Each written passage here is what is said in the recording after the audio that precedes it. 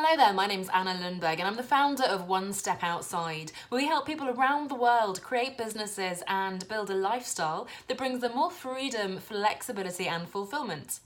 And now, back in 2013, I initially took a sabbatical for 3 months to travel across South America.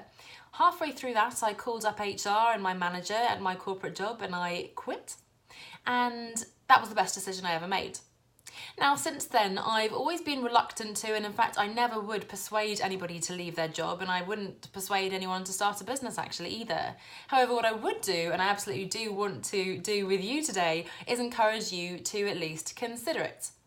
Now, taking a step back and looking at sort of the history of this whole 9-to-5 working framework, made famous by Dolly Parton, of course. I've had that song stuck in my head all day thinking about this week. It was initially a relief, actually, versus the excessive working hours of the Industrial Revolution, 16-hour days, 100-hour weeks, and so on. So, around 1890, around 1940, the introduction of the 40-hour week was actually a blessing. It was really a good step forward for manufacturing workers.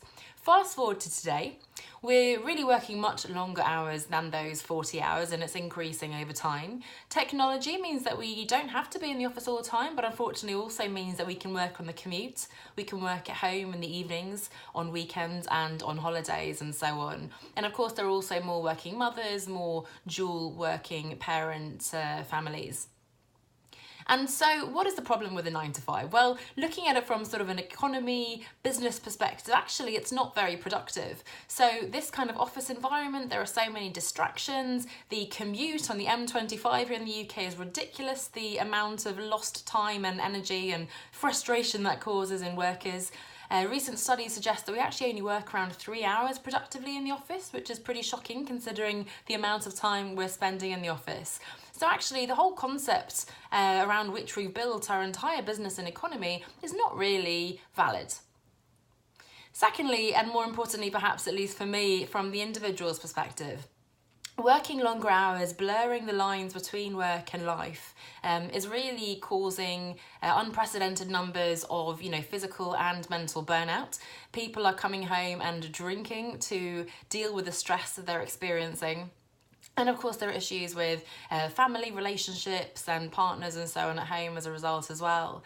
I think that we're very socialised to this idea that we're supposed to hate Mondays, we're supposed to count the days and live for the weekends and the holidays and so on. That's become normal somehow. Work is not supposed to be fun. So on the one hand you have people who are overworked. On the other hand, I think we also have a lot of people who are under-challenged rather than over-challenged. These are the people who think work is fine, it's okay, they're getting on, but actually, they've woken up 10-15 years into their career, climbing that corporate ladder, looking around and thinking, is that actually it? Is this what I've been working so hard for? What's next? Is this really meaningful? And so on. Now, of course, there are benefits to working in an office, and some of them might include, the prestige of working with a big brand, not to mention the fun of socialising with your colleagues, the office parties, and the steady salary and so on. But I think actually today's job landscape environment is very much changing. Our grandparents' and parents' model of working until retirement is no longer valid. That simply doesn't work. So some of the reasons that we often cite for staying in our jobs, job security and that pension and all these things, are actually not valid anymore either. So if we sort of buy into all these things that I'm talking about, the issue, the lack of productivity, the impact that's having on our personal lives and professional lives and so on, well, what is the alternative? Well, the good news is there are lots of different alternatives. There's no one single setup or structure that is going to work for you. And that's the amazing thing. We now have the opportunity to create something that works for us.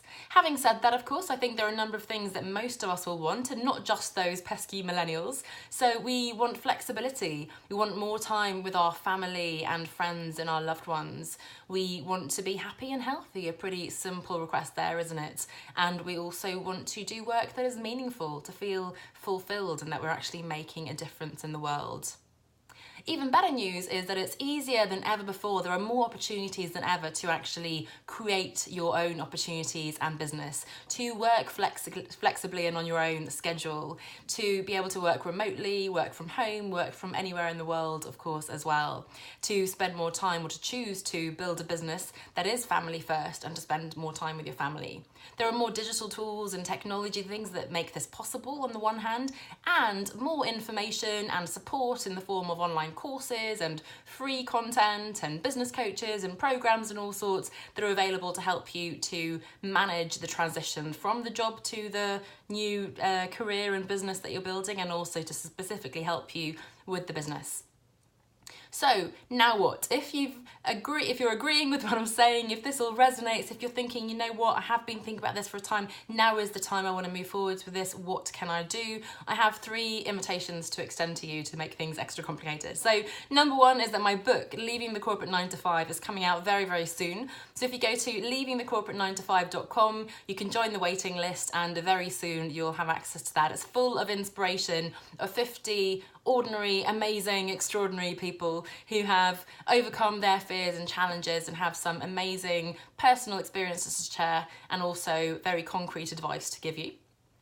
Number 2, I'd love to have you over in the Facebook group if you are still active on Facebook. It's a great community of like-minded people who will support you on that journey. I'm in there doing free training every week. We have Q&As, lots of resources and things going on there, and it's just a great community with people cheering you on and going through similar things to you. And then finally, if you're really ready to take this seriously and you want to talk to me about how I can support you, either individually or in a group setting, then I'd love for you to just send me a private message and we can get on the phone and we can talk through your specific goals and questions and fears and ideas and see if it's a fit for us to work together. So I hope you found this inspiring. There's a blog post coming out later in the week that has a lot more of the stats and figures, but I've just thrown out some ideas and concepts there for you. I do feel very passionately about this, and I'd love to hear how you respond to these ideas that I've been throwing out. And again, leavingthecorporate9to5.com. The Facebook group is One Step Outside. You can search on Facebook. And thirdly, I'd love to hear from you personally as well if you'd like to potentially work with me. So thanks so much, best of luck, and I look forward to seeing you back here next week. Bye for now.